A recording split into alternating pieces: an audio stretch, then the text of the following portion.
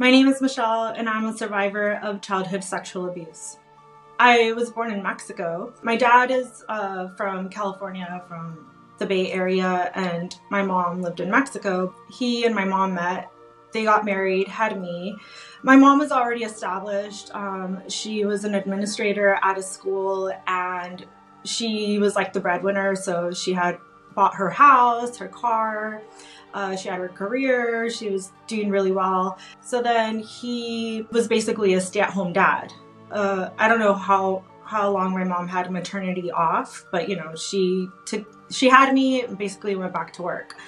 So he would stay at home and watch me. When I was 3 years old, he left. He left with another woman, and my mom was pregnant with my sister at the time. So she was due in 2 weeks, and he left. But I don't know how my dad came back into my mom's life, or if he called her, how he got a hold of her. It must have been through my grandma. But he basically came back into my life when I was 10. He took us to Knott's Berry Farm or something, and I asked him when I got in the car, I was like, why are you back? Or why did you leave? He's like, I'll tell you when you're older. I'm like, okay, whatever. I can handle it. Just tell me now. Because I was such a mature 10-year-old. And so anyway, so growing up, we would see him for Christmas or summer break. And my sister really cared about a dad. I didn't really care about him. I didn't want to be around him. And every time we had to be around him, I was like, ugh, I hated it. And so what my sister and I noticed was growing up, she's 7, I'm 10, and he was in my life until about 20 years old, when I was 20 years old. Everything was a sexual innuendo. Everything. Everything had to do with sex. And he would point out our body or other people, and just everything had a sexual connotation, and it was really annoying and gross. And we're like, why do you talk about sex so much? And we're little. And so I knew what it was, and it was just everything was so sexualized. So that was a red flag, And so anyway, my mom and my dad never got back together. So we would just visit him a couple times a year, or he would come down. When I was 18, 19, and 20, I went to Mexico by myself with him. He would buy land, and because I'm a Mexican citizen, he would put it under my name, and so I would be the owner. So I had to stay by myself with him in the hotel room, separate beds, same hotel room, and I was super uncomfortable. And so this part gets really graphic. When we were in the hotel room, I was scratching my private because since I was 10 years old, I self-mutilated my whole genital area. And I also started scratching the back of my head when I was about 12 or 13. At that time, I didn't tell him that I was scratching my private, but I was scratching the crap out of myself because it was I was anxious to be around him, and it was just what I did at night. And so he came over to the bed, and he's like, don't stop what you're doing. And I was like, what do you think I'm doing? He's like, oh, I know what you're doing. And so basically he thought I was masturbating. And I told him that I was scratching. And so I grabbed his hand and I had him feel the bumps on my stomach so he could see that I was picking the scabs or the bumps or the ingrown hairs, When he came over to the bed, he grabbed my hand and put my fingers in his mouth and licked my fingers.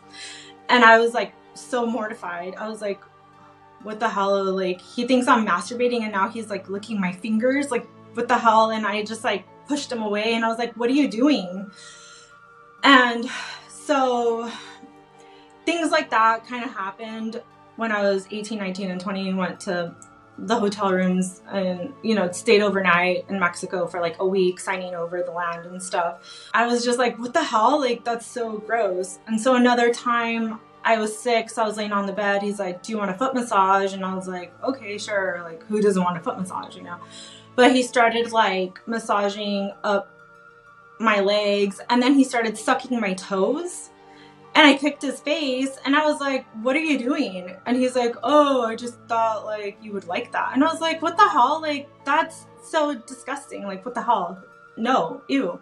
There were a lot of graphic things like that happened those 3 years that I went with him to Mexico, and my sister was supposed to go with me the last year, but she was still 17, so she wasn't allowed to leave the country because my parents didn't know you had to get a notarized paper and all that kind of stuff to leave the country for a minor. I came back from Mexico early on that trip. I actually came home on Christmas Day because like I was like sick, like a fever, like a cold or flu or something like that. So I had to come home. And as soon as like he changed my flight and called my mom and let her know I was coming home, like he could tell that like I was better. You know, he's like, you don't seem sick anymore. And I felt sick still, but he could even tell that like I was relieved or feeling better.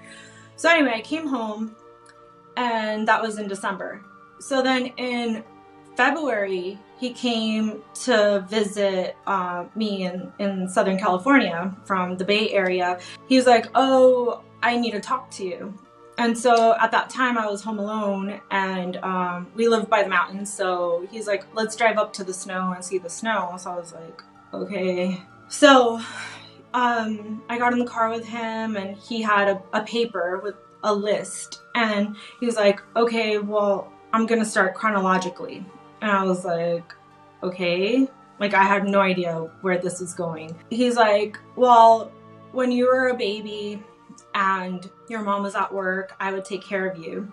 And so you know how babies like to suck on things, you know? And I was like, yeah. And he's like, so I would put my in your mouth when you were a baby, and you would suck on it and give. I was like in total shock. Like I was like, did he just say what I think he said? Like I didn't know how to take this information coming from your dad, you know?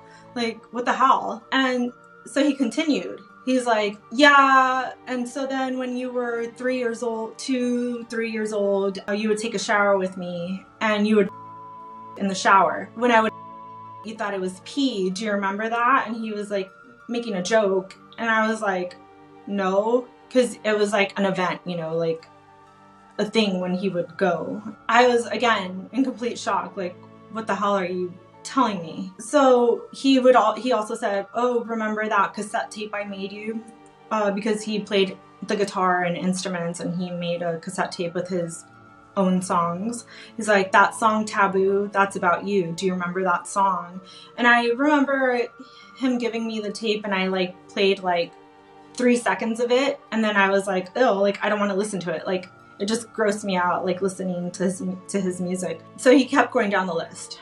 And so he's like, I have this red bikini, a 2-piece bikini that I would like you to wear. It's extra small, so it accentuates your body. It has a hole in the crotch, so I can have sex with you while you're wearing it. And then he told me how he was like jealous of my high school boyfriend, and he would like watch us and see what we would do. And then at that time I was a virgin. When I was 20 years old, I was still a virgin. So he's like, have you had sex yet? You should have sex. Telling me to have sex with the person I was dating at that time. And I was like, I'm not ready. Like, I don't want to. And so then he also was like, I have this porn magazine with a girl on the cover that looks like you, and I jack off to it. And it fell between the washer and the wall or somewhere weird where he couldn't get to it. And he described like the location very specifically. And so he basically was telling me all of these things. And I was like, why are you telling me this? And he's like, well, it's better to go straight to the source than to spend $200 or $300 on a therapist. And I was like, were you abused? He's like, no, I wasn't abused, but like I would have sex in the forest when I was 16, you know, with girls and stuff. And I was like, okay, like that doesn't mean, what's the connection here? Like you telling me this and you sexually abusing me as a baby, as an infant, you know, and as a toddler, and telling me all of this. He rode bikes like that, and he said he hit his head really hard when he was 19. I was like, I don't think that turns you into a pedophile. Like hitting your head really hard, I don't think that makes you a creeper, you know. When he was going down chronologically, he was talking about how he would bring prostitutes into my mom's house and have sex with them when she was at work too. So not only is he doing all those disgusting things to me as a baby, but he's also sleeping with people that sleep with a lot of people, you know? So it's like, I can't even imagine, like, luckily, I mean, I don't know if I ever had anything or I was sick with anything, you know, but I don't think I was because I'm pretty healthy, luckily. But that was a scary thought that went through my mind. We went down the mountain, we got back home, and like I was like afraid for my life after he was telling me all of these things. And so we're getting home. He's gonna drop me off, and he says, well, there's one more thing. And I was like, well, what is it? He's like, well, I don't know. And he's trying to backtrack, and I was like, you already told me all these horrible things, like how much worse can it get, you know, just tell me. He said, how much would you charge me if I was to pay you to have sex with me in a hotel for 3 or 4 hours? And I was like, you're my dad, you're my blood. Like, no, that's disgusting. He dropped me off and he got out and he gave me like a kiss, like really close to like my mouth, like on my cheek chin area. And I was like so disgusted. And so that was the last time I saw him. I didn't know how to process all of this information. He would like send me letters, he would text me, he would call me, he would try to get a hold of me any way he could. So that day that he told me all those things, I went to stay at my friend's house and I just couldn't be at home because I didn't know how to process it. Like, I didn't know whether to cry or laugh. You know, I've never heard anything like that before in my life. Like, growing up with my mom, she was like so protective of us, and she like never dated anyone, never got remarried for that reason, because she didn't want my sister and I to be abused by anyone or be in a situation. So we didn't even get to like have slumber parties, you know, or it was hard for me to even have like a play date or go to the mall with my friends. It was like a mission to get her to say yes. I stayed the night at my friend's house and I called her in the morning and I was like, Mom, I didn't come home last night because I went out on a drive with Dad. And so she's like, okay. And I was like, Mom, I'm gonna tell you something right now. I'm sorry that you have to hear this. I was like, I went on a drive with my dad yesterday when you were at work, and I went down the list. I told her literally everything he said. And I just heard her, like, she was very quiet on the phone. And then she just, like, went and threw up. So, like, she, like, vomited from hearing everything. She was in complete shock, and she was in disbelief. So anyway, you know, I was like, I'm gonna come home right now and we could talk. So when I got home, I, like, kind of told her, like, well, he did this to me in Mexico. And so I told her how he wants to have sex with me and all the things he did to me when I was little. At that time, I didn't know that he was grooming me, but basically I gave her all the things that happened that were basically grooming. She called him, she told him off, told him to stay away from us, never come to our house again. And she wanted me to press charges. I didn't want to press charges because I didn't want to go to court with him and I didn't ever want to see him again. I never wanted to talk to him again. And unfortunately, you know, I never did press charges. And I did ask him in the car, I said, have you ever done this to anybody else? Or do you have any other kids with anyone else? And he said, no, he's never done it to anyone else. He's never had any other kids. It's just me and my sister. And that he only thinks of me that way, not my sister, not anyone else. He was like, well, that's kind of one of the reasons I left, because I didn't want to keep doing that to you. I was like, okay, that's weird for him to even say that, you know, like he's trying to protect me. So I told my sister, and she's 3 years younger than me, so I don't know how she took it or how she processed it. But I felt bad because, like, she wanted a dad and she cared about him and she would always pray to God to have a dad, you know. But I never wanted him and I didn't want him in my life.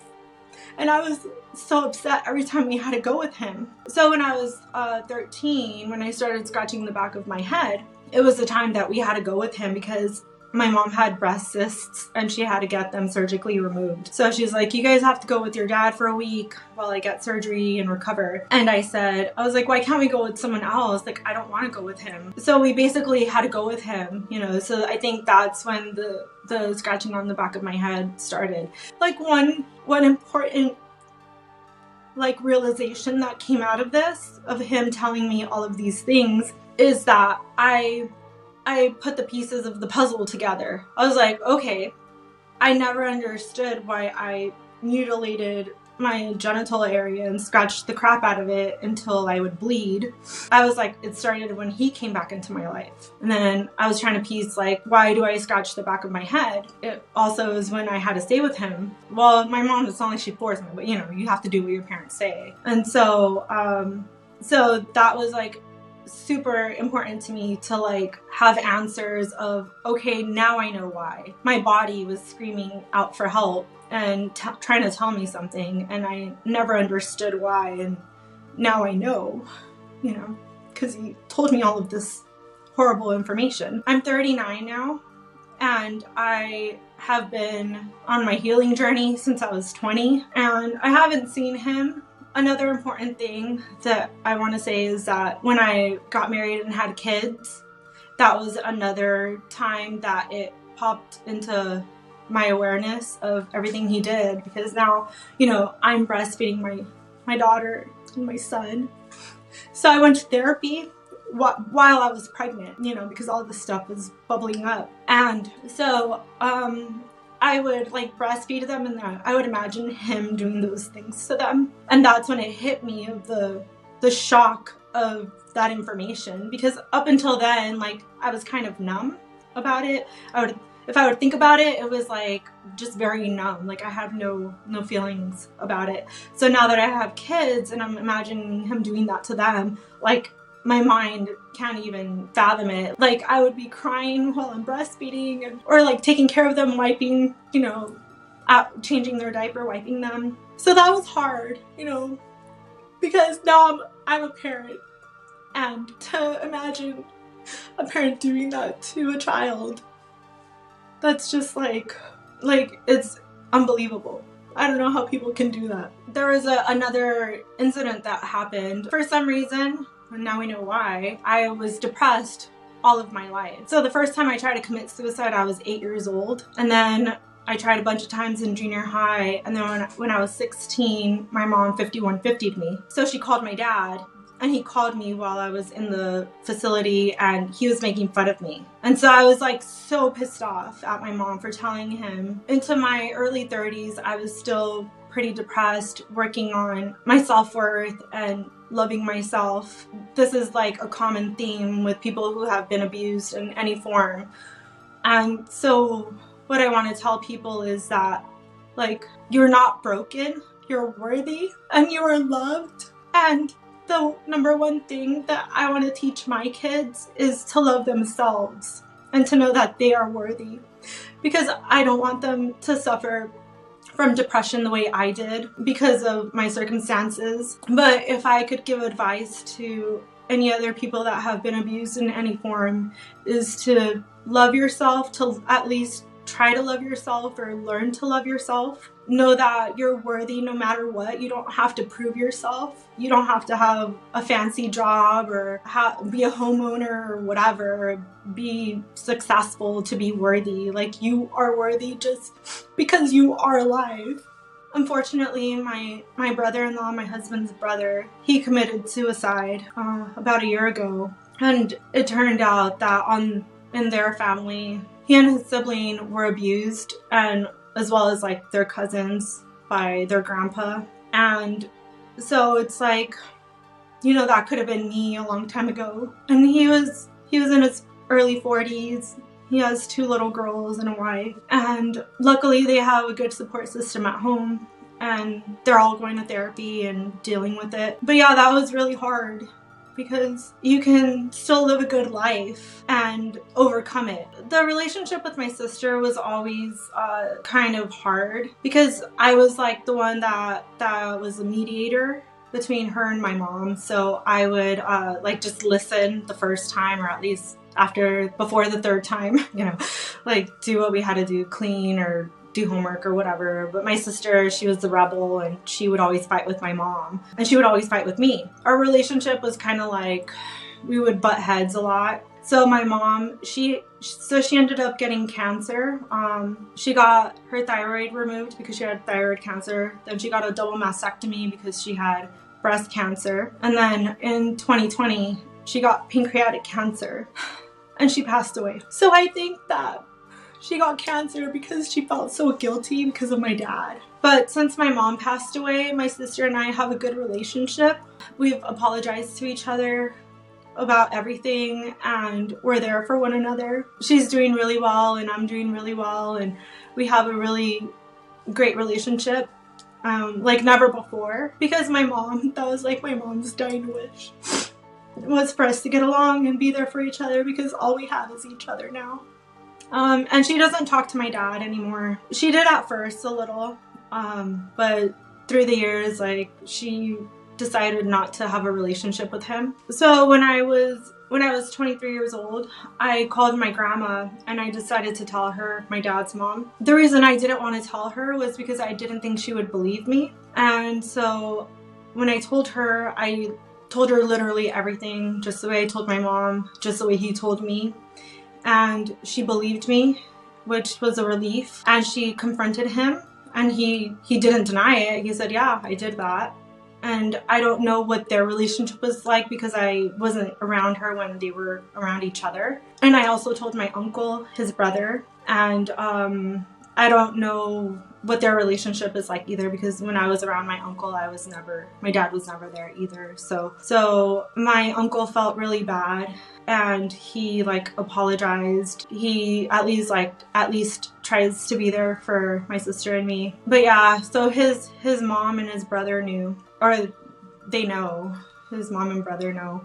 I did make a YouTube channel about talking about my healing journey, overcoming suicidal ideation and depression, and talking about my childhood sexual abuse story. One really cool thing that's come out of this is that I don't scratch my genital area anymore, so I was able to heal that. And I don't have, even when I'm the most sad or get into a depression or anxiety kind of mode, I won't scratch at all. So I think putting my story out there and creating this channel really helped heal my body. I'm still struggling with the back of my head, but at least I overcame one part of it. So I can go in the pool and take a shower, go to the bathroom with, it's completely healed. And so I'm really happy about that. So that gives me hope to know that I can heal my head one day soon, hopefully.